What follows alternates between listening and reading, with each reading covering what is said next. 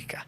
Vamos a hablar sobre el tema con un constitucionalista como es el doctor Víctor García Toma para que nos dé por lo menos el contexto antes de saber qué es lo que decide el Pleno, aunque después de 2 inhabilitaciones que ya se han votado contra Vizcarra, parece poco probable que no voten hoy su inhabilitación también. Señor García Toma, muy buenas noches, gracias por estar con nosotros en RPP. No. Gracias a usted, Fernando, por la invitación a conversar. ¿Aló? ¿Me oye, señor García Toma? Sí, perfectamente, lo escucho perfectamente, Fernando. ¿Aló? Saludos. Parece que hay una dificultad de audio. Le vamos a consultar sobre la sesión de hoy, que ha tenido lugar ya el voto respecto de 3 inhabilitaciones que se habían propuesto contra el presidente Francisco Sagasti, rechazada, contra el ministro del Interior Rubén Vargas, rechazada, y contra el ministro del Interior José Elci, también rechazada. ¿Nos escucha, señor García Toma? Perfecto, lo escucho perfectamente, Fernando. Muchas gracias y buenas noches. Antes de entrar al tema específico, yo quisiera que explique a nuestros televidentes qué cosa es una inhabilitación constitucional y por qué es que se vota este tipo de sanción. Digamos, la acusación constitucional tiene 2 vías. La primera es lo que se llama el antejuicio, que significa que se le imputa al investigado por el Congreso la supuesta comisión de un acto delictivo.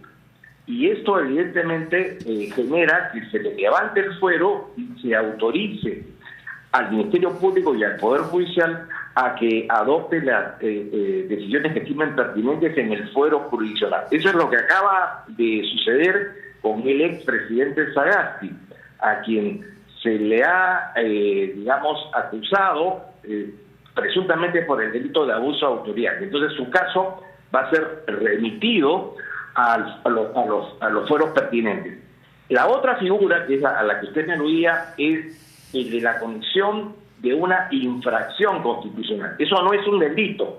Significa que por acción o por omisión se ha hecho se ha hecho algo que la Constitución impide, ¿no? Y en consecuencia esto conlleva a que el Congreso decida suspenderlo en el ejercicio de sus derechos políticos por un periodo que va desde un día hasta 10 años. De acuerdo. ¿Es frecuente que se haya adoptado casi como costumbre permanente que siempre se vota por la pena máxima, que es 10 años de inhabilitación constitucional, si es que se puede asumir que la inhabilitación es una pena? Por lo que explique usted, quizás hay alguna duda sobre el uso de ese concepto. Digamos, la inhabilitación es una limitación o un condicionamiento que el Congreso señala a un alto funcionario público porque entiende que le ha faltado lealtad y de respeto a la Constitución. Y la aplicación exacta de la medida de sanción es discrecional. Eso queda a criterio del propio Congreso. No es como en el Poder Judicial, en donde hay márgenes más restrictos. Aquí no, hay desde un día a 10 años. Eso depende de cómo el Congreso estime de grave la infracción cometida. Ahora, lo que llama la atención es que estamos viendo en el caso de Vizcarra y Salvador del Solar un procedimiento sancionatorio que puede conducir a la inhabilitación de 10 años por haber interpretado que el proceso de elección de un juez constitucional podía ser sometido a un voto de confianza y en consecuencia por segunda vez ser rechazado y estar facultado constitucionalmente para disolver el Congreso. Ese es el centro del tema, no quiero entrar en el detalle, pero me llama la atención un punto. El voto se llevó a cabo por una persona, el candidato Ortiz de Ceballos, que fue elegido miembro del Tribunal Constitucional. Como usted ha sido miembro, quiero que me explique qué es lo que pasó, porque si el Congreso eligió, en estas condiciones tan discutidas, al señor Ortiz de Ceballos como miembro, ¿por qué no asumió el puesto por el que se había votado en el Congreso? Fernando, la imputación que se les hace al expresidente Vizcarra y a Salvador del Solar y al señor hay un tercer ministro. Sí, Vicente Ceballos, ministro de Justicia. Ceballos, sí. Es por lo siguiente, verificadas las actas del Consejo de Ministros, se establece que nunca se discutió ni se aprobó en esa instancia del Poder Ejecutivo la solicitud de confianza, ni tampoco se votó por la disolución del Congreso. Eso es que cuando se presenta el señor Salvador del Solar para solicitar la confianza, esto no había sido acordado por el Consejo de Ministros. Y cuando se promovió la disolución del Congreso, el presidente Vizcarra lo hace sin, la autorización de ese Consejo de Ministros. Incluso el señor Salvador del Solar, luego de presentar la cuestión de confianza, renuncia. Y se ven entonces obligados de llamar al señor Ceballos. Y el señor Ceballos es quien refrenda ese acto, pero vuelvo a repetir, sin acuerdo del Consejo de Ministros. Esa es la imputación que hoy se les hace a estos tres exfuncionarios públicos. Sí, pero la razón que se invocó en el momento de los hechos es que se había procedido ilegítimamente a la elección de un juez constitucional. Y la pregunta que yo quería saber, si usted puede responder, es si se eligió al señor Ortiz Ceballos, ¿por qué no asumió su función en el tribunal? Fernando, pero el tema de discusión en el Congreso no tiene que ver... Sí, yo lo sé. Sí, pero la disolución fue justificada por el señor Vizcarra porque él había solicitado de que no se procediera al voto en esas condiciones y lo sometió al voto de confianza, ¿no es cierto? O sea, indirectamente sí está relacionado. Pero en todo caso, lo que me sorprende a mí, si se discutió tanto sobre la elección en el Congreso de un juez constitucional y fue elegido el señor Ortiz Ceballos, ¿por qué no asumió el cargo? Eso genera una sospecha, ¿no? No, lo que sucedió, Fernando, fue lo siguiente. La composición del Tribunal Constitucional en ese momento, estaba la señora Ledesma, el señor Eloy Espinosa Satán, el señor Ramos, etcétera, consideraron o aprobaron una tesis que luego ha sido rechazada por el actual colegiado, en el sentido de que existía la cuestión de confianza, el desconocimiento, el no otorgamiento de la cuestión de confianza de manera tácita.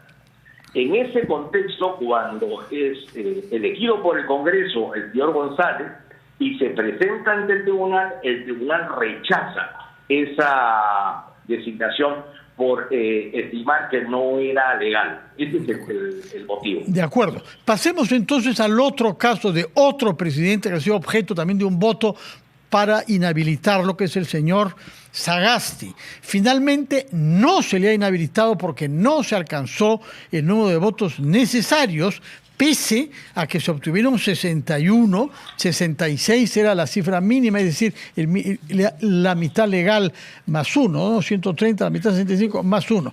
¿Esta cifra de 66 es mandatoria para todo voto de inhabilitación? Digamos, existen en el reglamento del Congreso, artículo 89, dos formas de votación. En una se exige los 2/3, que es para 2/3 menos el número de miembros conformantes de la comisión permanente, que son los que investigan y acusan. Y en el caso de la constitucional, y para el caso de la inhabilitación se requiere la mitad más uno, descontándole el número de miembros de la comisión permanente. Las razones por las cuales se le planteó la inhabilitación al señor Sagasti fueron las siguientes.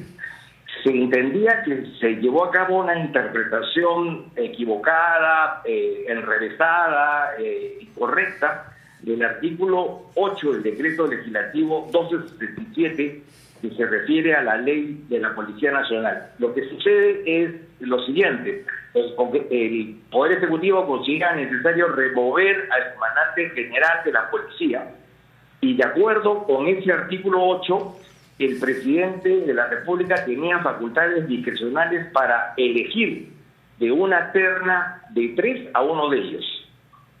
Sin embargo, el presidente no elige a ninguno de esos 3, sino elige a uno que está en el puesto 17 del escalafón. Y entonces, para conseguir elegir a ese decimosexto, para conseguir ese nombramiento, manda al retiro a 3 tenientes generales y a 16 generales. Nombran al señor Cervantes, al general Cervantes, y lo ascienden a teniente general. El Congreso consideró que eso era inconstitucional y que violentaba 3 artículos de la Constitución. El 45, que habla de que el poder tiene que ser ejercido dentro de los límites que señala dicho texto. El artículo 139, que garantiza el debido proceso, debido procedimiento. Y el 172, que se refiere a que hay que respetar las normas referidas a los acentos militares y policiales. Entonces, eso no se ha conseguido por los votos, pero entonces el Congreso lo que ha hecho, y creo que ha sido concordado por la bancada, finalmente se le ha acusado por el delito de abuso de autoridad, ¿no? Y eso va a ser remitido. ¿Y por qué creo que ha sido concordado, Fernando? Porque me entiendo que el Congreso no ha querido dar la impresión de que esta medida se adopta para descalificar o sacar fuera de carrera a alguien que eventualmente podría participar en una contienda electoral, porque es conocida su filiación, su militancia en un partido político que está, digamos, con posibilidades electorales, ¿no? De acuerdo. Ahora, eso vale más para el señor Vizcarra, que es miembro activo de un partido y que ha anunciado su intención de ser candidato, y un poco menos para el señor Sagasti, que dice que por razones vinculadas a su edad, 80 años, sí, claro, él no aspira a ningún cargo electivo, pero en fin, supongo que no están obligados a quererle, ¿no? Así es, y en todo caso lo que han querido es preservar la imagen, me entiendo, ¿no? Es mi impresión, han querido preservar la imagen del Congreso de no utilizar la figura de la inhabilitación como una forma de sacar del camino a eventuales competidores electorales, ¿no? Sin embargo, cuando uno ve los votos, uno ve claramente que todos los electores, en este caso de Fuerza Popular 15, votaron a favor. Todos los de Podemos, todos los de APP, todos los de Perú Libre, todos los de Revolución Popular y todos los de Acción Popular y el bloque magisterial, de una manera compacta. 0 votos en contra de esos grupos. O sea, mal han querido disimular, si ese fuera el caso, alguna intención política, porque nos han dado, digamos, la molestia de que haya ni siquiera uno disidente. Los 7 primeros grupos han votado 100% por la inhabilitación y no han logrado llegar al número 66. Bueno, en todo caso, bien por el señor Sagasti, ¿no? Porque evidentemente yo creo, como él ha afirmado, que no tiene ninguna intencionalidad política de hacer política activa, ¿no? Sí. Bueno, por otra parte, si me permite, aprovechando de que lo tengo a tiro de teléfono y que tenemos unos minutos, quisiera que nos explique qué es lo que está en juego en el conflicto competencial planteado por el Ejecutivo contra el Poder Judicial y el Ministerio Público, que ha dado lugar a una audiencia que me imagino habrá seguido usted con interés en Arequipa, sí, la semana pasada.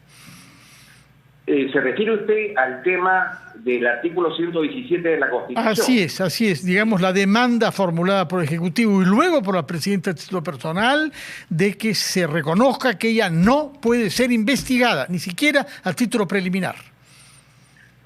La idea es la siguiente. El artículo 117 establece una regla de inmunidad en favor de la Presidencia de la República, no a la persona, sino quien encarna la función a efectos de permitirle que pueda desarrollar sus actividades normalmente al mando de la nación y que no se afecte el principio de gobernabilidad, salvo que en el ejercicio de la función incurra en alguno de estos 4 delitos, ¿no? El de traición a la patria, el de impedir el normal funcionamiento del Congreso, el de impedir el normal funcionamiento del sistema electoral, etcétera, etcétera. Pero el 117 dice que no se puede acusar. Cuando se produjo el caso del señor Castillo, si mal no recuerdo, se planteó la tesis de que si bien no estaba impedido acusar, sí estaba permitido investigar. Incluso hay una sentencia muy importante de la Corte Suprema en el sentido que de alguna manera establece que esa investigación tiene solo el carácter de preliminar, es decir, para que el Ministerio Público pueda acopiar las pruebas o los indicios o los testimonios que eviten que cuando culmine el mandato desaparezcan los elementos que permitan acreditar la responsabilidad penal de él o la presidente, ¿no? Entonces lo que está en discusión aquí son dos tesis.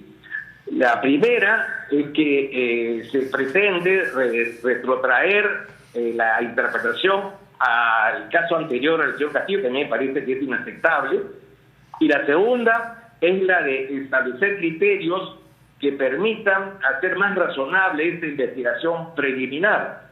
Por ejemplo, que se puedan abrir carpetas, pero por aquellos delitos comunes, aquellos delitos que no están vinculados con el 117 y que sean pues graves, ¿no?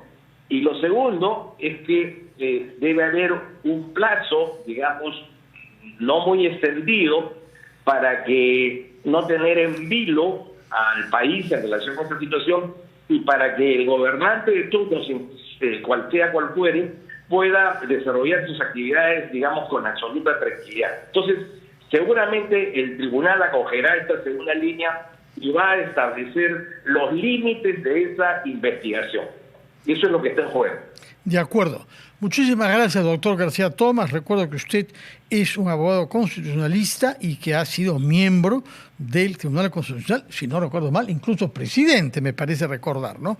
Muchas gracias por su... No, gracias a usted, Fernando.